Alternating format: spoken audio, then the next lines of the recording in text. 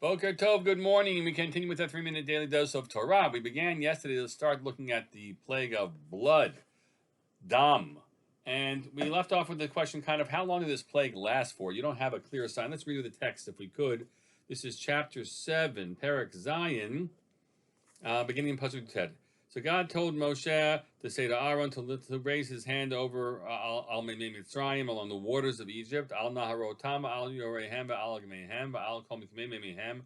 Apparently, all matters are their streams, on their rivers and their streams, and their ponds, and every gathering of water, V'yihudam, so that there should be blood.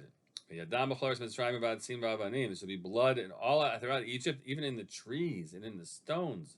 Hard to know exactly what that reference is, Ba'avanim, right?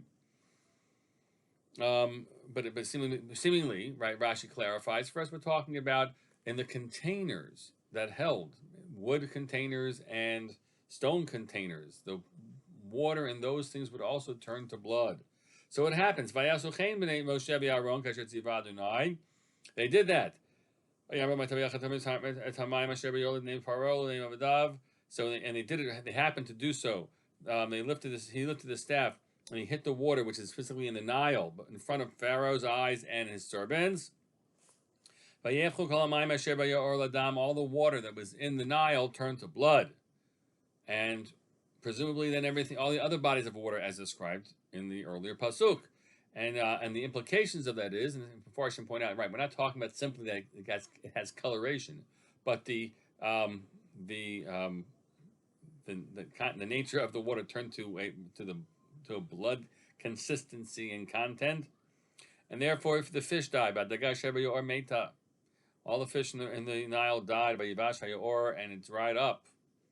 They couldn't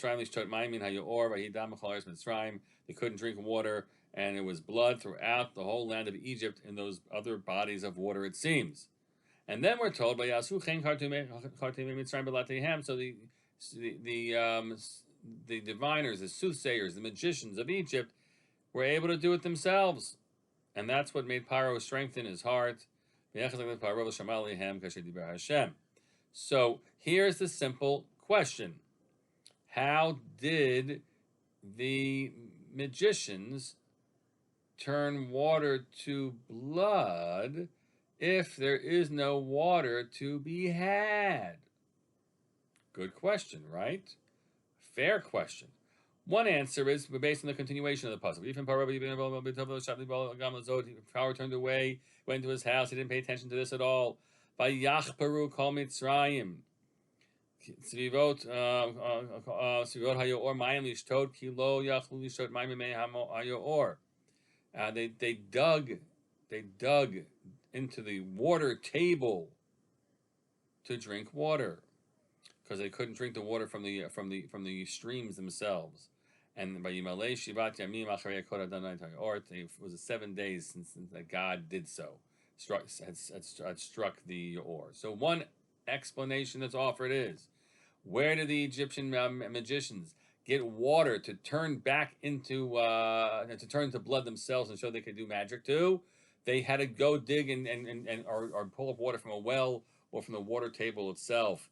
That's how they got it, and that water had never changed.